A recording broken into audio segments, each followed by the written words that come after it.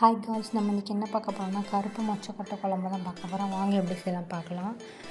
நான் வந்துட்டு ஃபஸ்ட்டு வந்து ஒரு ஒரு 2 பெரிய வெங்காயம் எடுத்திருக்கேன். ஒரு தக்காளி, 4-5 பல் பூண்டு, 3 பச்சை மிளகாய் எடுத்துருக்கேன். நீங்கள் வந்து சின்ன வெங்காயமாக இருந்தால் ஒரு கை எடுத்துக்கோங்க. நிறையாவே எடுத்துக்கோங்க, சின்ன வெங்காயம் அப்போ நல்லாயிருக்கும். அப்புறம் வந்துட்டு ஒரு பாத்திரத்தில் வந்துட்டு நிறையாவே எண்ணெய் ஊற்றிக்கோங்க. அப்புறம் வந்துட்டு கொஞ்சம் வந்து கடுகு போட்டுக்கோங்க, 1 ஸ்பூன் கடுகு. அப்புறம் நம்ம கட் பண்ணி வச்சுருக்கோம் இல்லையா வெங்காயம், அதை வந்து ஆட் பண்ணிக்கோங்க. நீங்கள் இந்த இடத்துல வந்து சின்ன வெங்காயம் கடை இருந்துச்சு அப்படின்னா நீங்கள் வந்து நிறையாவே சின்ன வெங்காயம் ஆட் பண்ணிக்கோங்க. எல்லாமே சேர்த்து நல்லா வதக்கிக்கோங்க.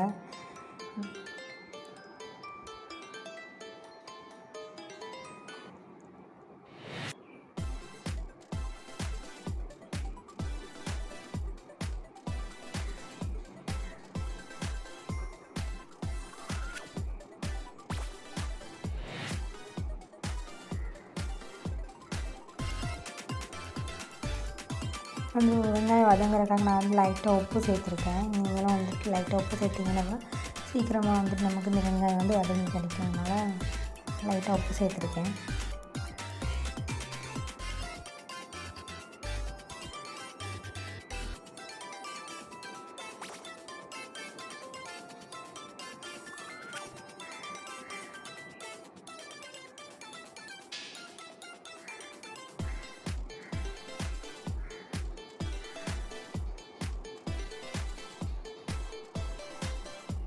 இடைக்கிறதுல லைட்டாக அந்த மாதிரி வெங்காயத்தை வந்து கிண்டி விட்டுக்கோங்க. இல்லைன்னா அப்படியே ஒரு சைடே இருந்துச்சுன்னா ஒரு சைடே கரிஞ்சிரும், அதனால தான்.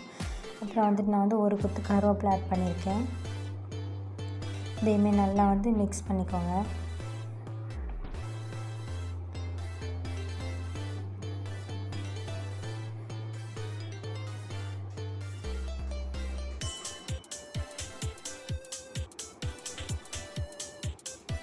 பார்த்திங்கன்னா நான் ஒரு 3 பச்சை மிளகா கூட ஆட் பண்ணியிருக்கேன். இதெல்லாம் நல்லா வதங்கட்டும். அதில் வந்து ஒரு 10-15 பல் வந்து பூண்டு சேர்த்துருக்கேன். இது கூட நல்லா சேர்த்து வதக்குவாங்க. ஒரு தக்காளி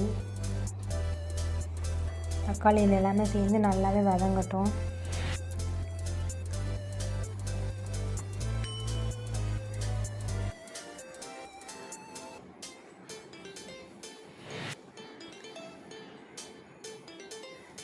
பார்த்திங்கன்னா தக்காளி வெங்காயம் எல்லாமே நல்லா வதங்கிட்டு வதங்கினதுக்கப்புறம் வந்து வீட்டில் அரைச்ச மல்லிப்பொடி வந்துட்டு 3 ஸ்பூன் போட்டிருக்கேன்.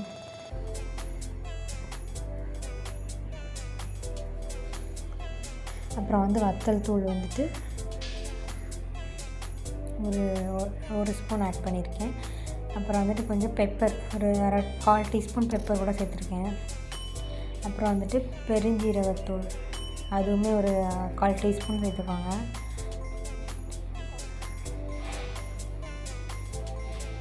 இதெல்லாமே சேர்த்து நல்லா மிக்ஸ் பண்ணிக்கோங்க. தீ வந்து லோ ஃப்ளேமில் வச்சுக்கோங்க, ஏன்னா எல்லாமே ட்ரை இன்க்ரீடியன்ஸ் அப்படின்றப்ப சீக்கிரம் வந்துட்டு உங்களுக்கு வந்து எல்லாமே கரிஞ்சிரும். லோ ஃப்ளேமில் வச்சு நல்லா வதக்கி விட்டுட்டு நான் வந்துட்டு ஒரு நெல்லிக்காய் சைஸ் அளவுக்கு ஒரு மீடியம், கொஞ்சம் பரவாயில்ல, நீங்கள் புளி எடுத்துக்கோங்க. நான் அதிகமாகவே எடுத்துக்கோங்க. புளி வந்து அதிகமாக இருந்தால் தான் இந்த குழம்பு வந்து டேஸ்ட்டாக இருக்கும். மொச்சக்கொட்டை குழம்புக்கு நான் வந்து ஒரு பெரிய நெல்லிக்காய் சைஸ் எடுத்து வச்சுருக்கேன். அப்புறம் வந்துட்டு மொச்சக்கொட்டையை வந்து நான் ராத்திரி ஊற போடல, அதனால் நான் வந்துட்டு குக்கரில் வந்து வறுத்துட்டு ஒரு 8 விசிலில் நான் வேக வச்சு எடுத்துருக்கேன். இந்த மாதிரி நல்லா வேக வச்சு எடுத்ததையுமே நம்ம இப்போ வந்துட்டு இந்த குழம்புல வந்து ஊற்றிக்கலாம். அது மொச்சக்கொட்டைக்கு தேவையான, நான் வந்து உப்பு போட்டு வேக வைக்கல, சும்மா வேக வச்சுருக்கேன். குழம்புக்கும் மொச்சக்கொட்டையும் சேர்த்து நான் வந்துட்டு 1 ஸ்பூன் உப்பு சேர்த்துருக்கேன். நீங்கள் வேணால் உங்களுக்கு அதிகமாக வேணால் பார்த்துட்டு நீங்கள் வந்து டேஸ்ட் பார்த்துட்டு உப்பு சேர்த்துக்கோங்க. இப்போ வந்து குழம்பு நல்லா கொதிச்சதுக்கப்புறம் வந்துட்டு நான் வந்து 2 கத்திரிக்காய் வந்து கட் பண்ணி வச்சுருக்கேன். அதுவுமே சேர்த்து ஆட் பண்ணிக்கிறேன். இதில் குழம்பு கொதிச்சதுக்கப்புறம் வந்து நீங்கள் கத்திரிக்காய் ஆட் பண்ணிங்க அப்படின்னா கத்திரிக்காய் வந்து கருக்காது. அதே மாதிரி நல்லா மிக்ஸ் பண்ணி விட்டுட்டு ஒரு மூடி வச்சுருங்க.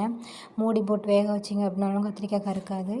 இப்போ வந்து நான் வந்துட்டு ஒரு மூடி வச்சு நான் முடிக்கிறேன்.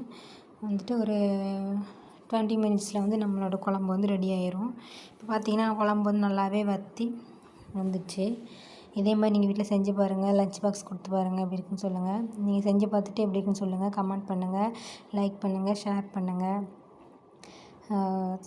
சப்ஸ்கிரைப் பண்ணுங்கள். Thank you all.